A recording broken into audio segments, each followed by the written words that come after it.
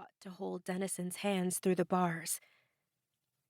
As Dennison tried her best to comfort and silence her tears, the young woman's cellmate, a woman 2 shades darker than Dennison, with longer dreads than hers, walked up to the bars and stood next to the young woman.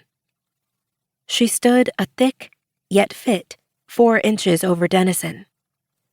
The prisoner had a chiseled face and demeanor, but it could not take away the motherly eyes she looked at both of them with. She playfully nudged the young woman in mourning from behind. "Come now. Soldier up," the older woman softly ordered. "Our girl's going home. She got too much on her mind than to deal with your tired ass in the waterworks."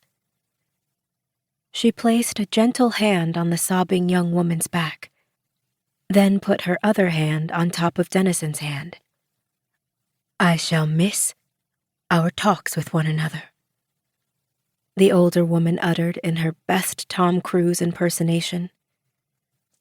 It was enough to make Dennison burst into laughter and respond in her best Ken Watanabe voice. "I shall too. They were just perfect." The 2 women laughed over the young woman's whimpering sobs. The older woman finally choked up. She quickly swatted away her tears so they would not flow. "I'm sorry." Her voice cracked. "I know you don't need this shit now." "It's okay. Happy tears," Dennison said with a trembling smile, fighting back her tears. "Remember, I'm going home." "Yeah, you are." Her elder tried to match her sad smile. "You're going home."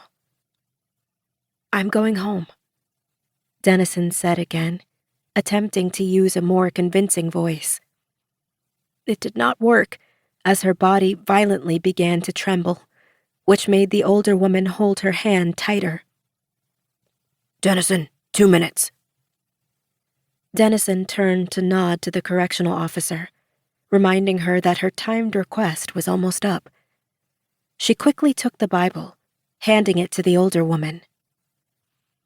"This belonged to my mother. She's not going to need it back. She's got like a ton of them.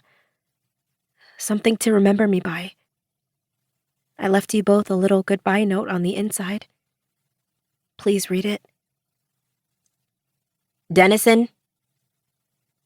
The second warning came from the female correctional officer.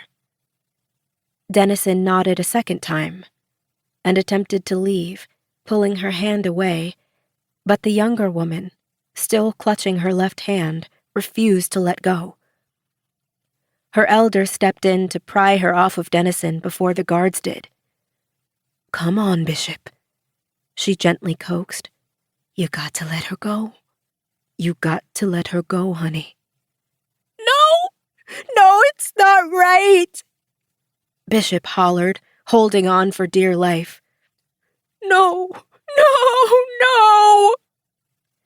With bitter reluctance, the young woman, forced by her older inmate, broke her grip. Collapsing to her knees, she curled herself into a ball and emitted a gut-wrenching howl, as if she were dying. Dennison gave a final wave as she shuffled off, falling back into line and led off by the guards.